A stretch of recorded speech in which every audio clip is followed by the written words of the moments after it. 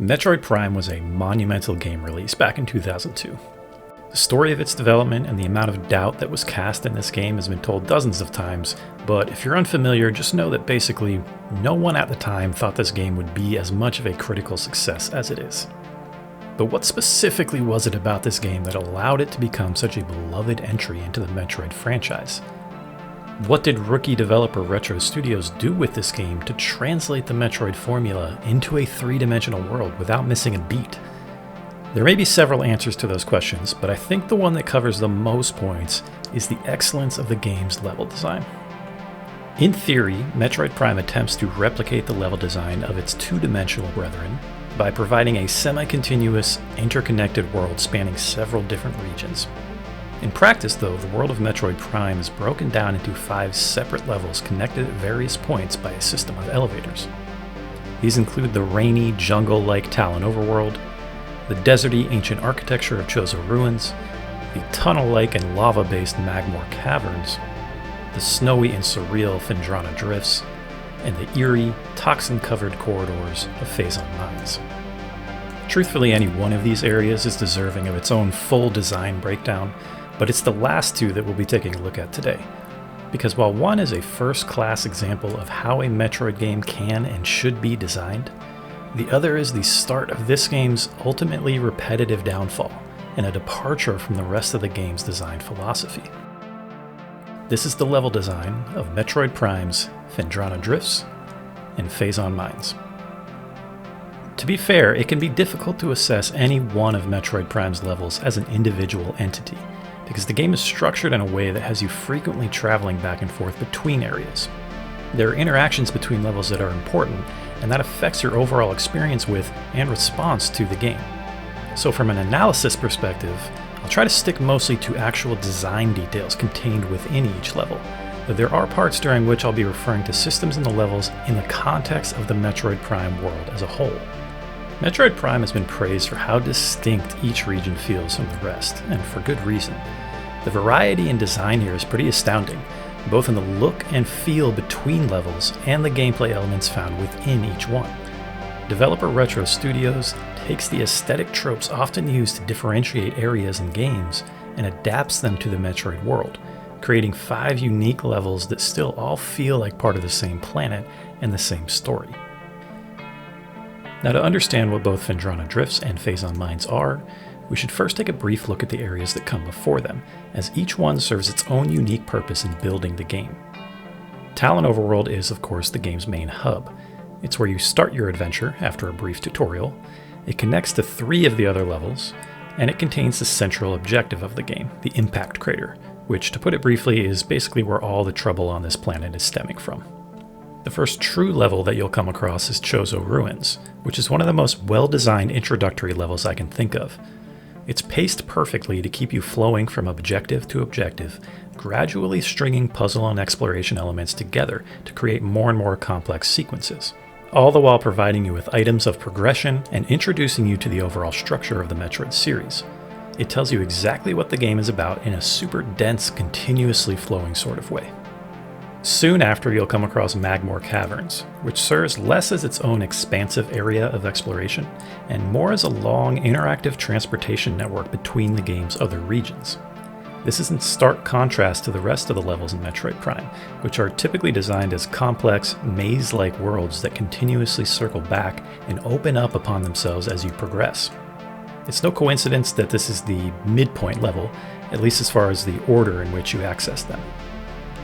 So if Talon Overworld is the hub of the game, Chozo Ruins is the fast-paced introduction level, and Magmoor Caverns is this odd hybrid of exploration and wayfaring, Phendrana Drifts is really the point in the game during which the developers get to bring everything together. It's here where you have accumulated enough upgrades that you feel powerful enough to explore the area, but also where you haven't unlocked so much that there's still plenty of new things to find. In other words, Phendrana Drifts is where Metroid Prime hits its stride. So let's break down some of the elements that make this such an iconic, well-designed level. When you first enter Phendrana Drifts and you're hit with a panning camera shot of the soft snow falling in front of you, unveiling a vast new area to explore, it's one of those truly memorable gaming moments. Even replaying this game in 2020, 18 years after it was first released, I was surprised at how well that moment held up. Since then, multiple console generations have passed, games now vastly surpass what Metroid Prime was capable of graphically, yet there's still probably only a handful of games that I would consider on par with what this level achieves from an atmospheric perspective. Perhaps the most impressive thing here is that Retro has managed to take the snowy level aesthetic that was seen in so many games of this era and completely integrate it into the Metroid world. Nothing here feels themed or overly showy. Like they didn't just grab Cool Mountain from Mario 64 and have Samus slide down a mountainside in the Morph Ball. This ability to theme a world while still feeling believable and grounded is a hallmark of this game and is apparent in each of the other levels as well. But that talent shines particularly bright in Phendrana Drifts. The snowy whites and cool grays sell the Arctic look, but they're balanced out with interesting architecture, natural rock and ice formations, and of course some weird alien stuff. So despite an overall muted color palette, the level never feels boring aesthetically, and it doesn't get repetitive. During your first visit to this region, you're met with mostly larger, open-air environments full of snowy cliffs and platforms. But just when you think that's all there is to see here, you'll ultimately dive further into the interior of the level and discover areas like the Space Pirate Laboratories and the deep ice caverns that serve to break up any feelings of monotony surrounding the ever-present snowy landscape. As a side note here, the music in this area is great, and the main track is certainly a fan favorite. Look up basically any YouTube video for chill video game music, and chances are the Phendrana Drifts track is going to be in there. It perfectly encompasses the dreamscape atmosphere that's laid out in the level visually, and provides a recognizable yet slightly withdrawn backdrop for your exploration. Also, just listen to this awesome hypnotic B-side from the level.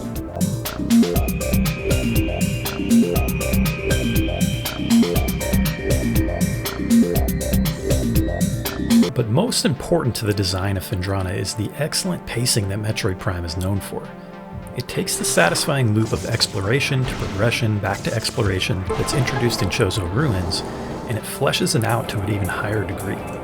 It's in Phendrana Drifts when the game finds its balance between having things to explore and being able to use your abilities to explore them. This doesn't necessarily translate to completely open exploration. The path here is still largely predetermined, but the constant juggling of abilities and upgrades used to tackle this section brings you into a total state of flow, and it results in an immensely satisfying experience.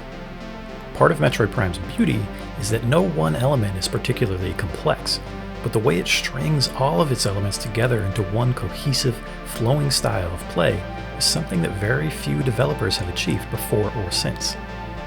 Take this sequence, for example, which starts with me entering a room and blasting away at this weird ice monster. I then have a short platforming sequence to take me to the top of the room and end up in this hall containing some Chozo statues. I have to use my scanning visor to match the statue on the door with the corresponding one in the hall and plant a bomb in it to open the door. This leads into one of the game's several pseudo 2D morph ball puzzle rooms, which after navigating takes me right into this large open atrium, which I run across to grab the upgrade sitting on the other side. Or so I think. No one piece of this sequence is anything special. It doesn't involve these deep, complex, individual systems.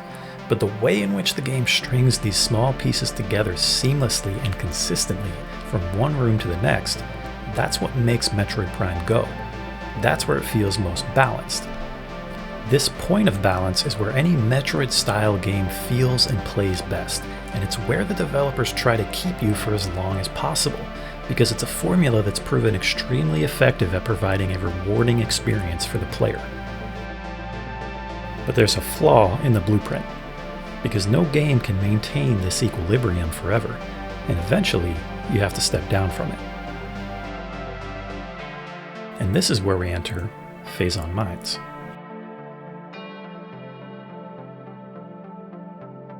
Phazon Mines is the last main area that you'll discover in Metroid Prime, and even though the game is designed so that you're constantly traveling back and forth between its regions, the reality is you've already explored most of each of the 4 previous areas before entering the mines, and this is its first downfall. The balance that was achieved so effortlessly during the Phendrana Drifts portion of the game starts to fall apart here. There's still upgrades to get and there's still new places to uncover, But at this point in the game, the backtracking starts to wear you down. When you find an upgrade in Phazon Mines and have to travel back to one of the other regions, you are now traveling through areas you've seen multiple times already to use one new ability, to open one new door, to find one new room. It's here where the game starts to feel more like you're checking off a list rather than enjoying the journey itself. This monotony would have been remedied at least partially if the game's final level was as satisfying of an experience as the ones before it, but unfortunately, Phazon Mines strangely employs a vastly different design philosophy than the rest of the game. Aesthetically, Phazon Mines starts off pretty cool, and upon first glance it feels like it's going to be another home run in the art design department. But that feeling soon wears off as you enter the main sections of the level, which consist mainly of man-made, or alien-made, indoor areas. It's here you'll come across seemingly endless corridors and tunnels filled with computer monitors and giant alien containers, and there's a lot of them. Essentially all of the types of areas that were used in the previous levels as visual relief from their respective themes, well, they are the theme in Phazon Mines, and this gets repetitive quickly. This is also the only region in the game that introduces different floors or vertical levels connected by elevators within the space. But because we're talking about mostly tunnels and closed off areas, and not larger open areas where you have sightlines to see the verticality of the level, traveling up and down Phazon Mines doesn't really serve much purpose.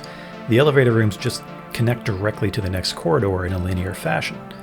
This means that the majority of the level is one long, winding path leading to the bottom, which kind of flies in the face of the entire rest of the game's philosophy on building interconnected levels with branching paths. The structure of Phazon Mines then inherently promotes fatigue, because you never see the wide open skyboxes of Jozo Ruins or Phendrana Drifts, and you're not there just temporarily to get somewhere else, as with Magmoor Caverns. As a side note here, this also turns your in-game map from something that had been previously easy to use in the other levels in the game, to kind of a mess here as you struggle to see between the wireframes of these stacked floors. Eventually, Phazon Mines actually does get a bit better in this aspect. As you make your way closer to the bottom, some of the architecture starts to get a bit more interesting, which is a nice change of pace, but it's almost disappointing at that point, because it proves that this wasn't just a poor choice of theme. Retro seems perfectly capable of designing something interesting around this idea, and they just didn't hit on it here. But what about your actual interactions within the level? What do you find yourself doing in this area? Interestingly, the game takes yet another turn here and builds the majority of Phazon Mines not around exploration or puzzle solving, but around combat. Now, combat in Metroid Prime is not outstanding, but it's handled well for the majority of the game because it's used sparingly and the encounters are very intentionally varied. In Phazon Mines, however, you find yourself fighting space pirates in seemingly every room, and they're largely the same other than having to switch between different beams based on the color of the enemy. This once again gets very repetitive. And for a game that requires so much backtracking between spaces, the fact that these enemies respawn every single time you enter their room is more of a chore than a fun experience. It's just so bizarre to see this sudden change of focus after designing an entire game around a gameplay loop that worked so well and was so satisfying. Now, I understand that the presence of these enemies makes sense. This is where the majority of the space pirate activity and research is taking place on this planet, so it would be logical that you'd see more of them in this level than in others. But I think a design distinction that should be made here is that the presence of more enemies doesn't need to mean the presence of more combat. In other words, if you really wanted all these enemies to be here, why aren't we given other ways to eliminate them than just constantly shooting at them? Here's an example of this cool moment where you stumble upon a scene of a few Metroids attacking a group of pirates, introducing the idea that there are multiple groups at play here, and that the enemy of my enemy can be my friend. It seems odd that this scene was shown to us, but we're never subsequently given the opportunity to take advantage of it. There are no rooms or puzzles within Phazon Mines in which you need to replicate this scene by activating something in the environment to release some Metroids on a set of pirates, nor the other way around. There are no spinner ball stations that lift a bridge your enemies are standing on, causing them to fall into a toxic pit below. There's nothing like that at all. If there's an enemy, you shoot at it to get rid of it. For a game that had up to this point been so clever with its various uses of your upgrades and your abilities, it never fully utilizes them here in this way. And that's disappointing, because I think opportunities like that could have been a solution to a lot of the fatigue you feel while playing through this level. If the developers here were dead set on making the Space Pirates the focal point of this area, that's fine, but rather than falling back on a weak combat system to achieve that, play to your strengths and instead incorporate the enemies into the puzzle-like interactions you've been using the entire game. It certainly doesn't help that the main new upgrades used in this level feel either a bit clunky or just kind of unnecessary, which is odd considering how well abilities are implemented throughout the rest of the game. Now unfortunately, after Phazon Mines, the game doesn't recover that well from these pitfalls.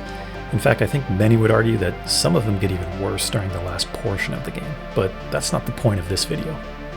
The reality is that everything else leading up to this point in the game, every puzzle interaction, every item placement, every cloud of steam that fogs up your visor, all of that results in one of the most outstanding and consistently satisfying gaming experiences out there.